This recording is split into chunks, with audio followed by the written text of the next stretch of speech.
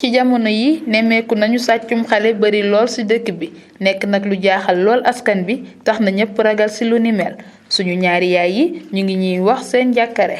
xanaa ni ko ñaawul rek ak tiit ci suñuy xale yi waaw ndax fi ne nii boo yónnee sa doom sax sa xel du dal bu sa doom jàngee bu xawee naaje tuuti sa xel du dal. laay dëkk bu toj rek fi mu ne jabooti fi mu ne nii taluñoo sawi taluñoo lekk taluñoo naan bu suñuy doom génnee sax ñun duñu am jàmm.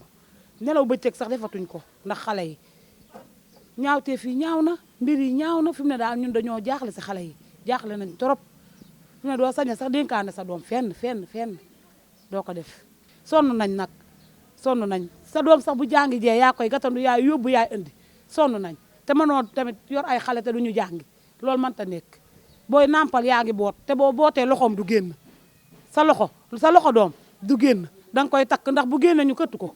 ngir violence boobu jeex ci dëkk bi suñu ñaari yaay yi ñu ngi ñaan suñu njiit yi ñu dellu ci waat li charia tëral. ñuy jéem a téye seeni doom yi rek loolu da laa sa xam te bañ a tee nelaw yu bëccëg bañ a tee dem xew man da loolu laa sa xam ndax boo demee xew sa fi mu ne muccoo boo nekkee sa biir kër it fa lañ lay fekk muccoo yàlla daal moo ñu dimbali.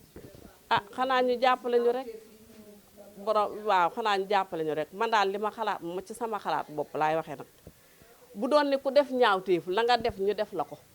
kon lii dina wàññeeku bu deñu dina wàññeeku waaye ku ñu jàpp tey balaa am ñaari fan ñett mu génn di dox ay soxlaam lekka ñu rey moom ñàkk ba kanam ki ñu gaañ perte yaayam perte loolu xam nga ni ñaaw na dañoo war ku ñu jàpp li nga def ñu defaat la ko.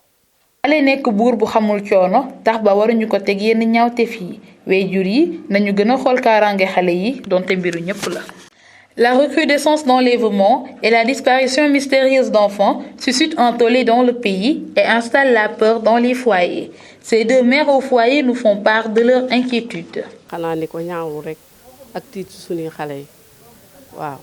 C'est vraiment répugnant ce qui se passe et nous avons peur tout le temps. sa doom jàngee bu xawee naaje tuuti sa xel du dal.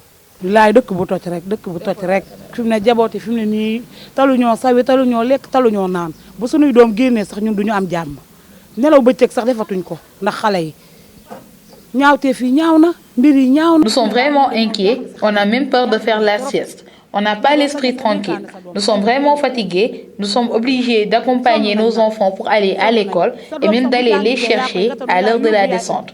Même quand on porte nos enfants pour les border, on a peur d'être agressés.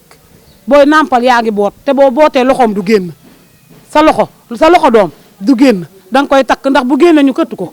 Face à cette situation, elle propose des solutions pour endiguer ce fléau, quitte à même la réhabilitation de la peine de mort. On n'a qu'à être vigilant, éviter beaucoup de sorties. Même chez soi, on n'est pas en sécurité, seul Dieu peut nous venir en aide. xanaa ñu jàppale ñu rek borom waaw xanaa ñu jàppale ñu rek man daal li ma xalaat ma ci sama xalaat bopp laay waxee nag bu doon ne ku def ñaawteef la nga def ñu def la ko. Et si l'État prenait ses responsabilités par rapport à ces malfaiteurs, tous ces actes de violence pourraient diminuer. fan ñett mu génn di dox ay soxlaam lekka ñu rey moom ñàkk ba kanam ki ñu gaañ perte yaayam perte loolu xam nga ni ñaaw na dañoo war ku ñu jàpp li nga def ñu defaat la ko. Les enfants sont plus vulnérables que les adultes. Ils ne sont pas aptes à résister aux dangers. Les parents doivent être plus vigilants quant à la sécurité de l'enfant qui est en réalité l'affaire de tous.